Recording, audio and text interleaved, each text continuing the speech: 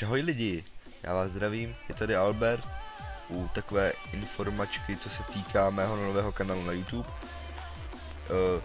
Možná vám vrtám hlavou, co budu natáčet nebo co na YouTube budu dělat.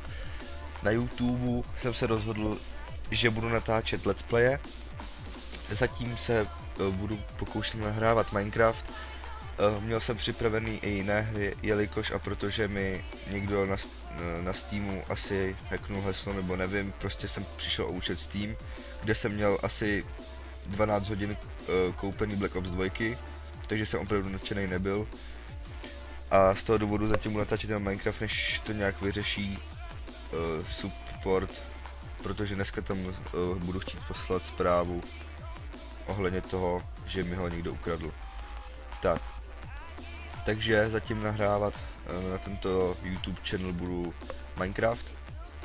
V budoucnosti, jestli se vyřeší ten Steam, tak budu natáčet i ty Black Ops 2, po případě tam mám Half-Life nebo Team Fortress. Tak, já vám poděkuju za to, že jste mě teďka sledovali a nezapomeňte, jsem tu pro vás.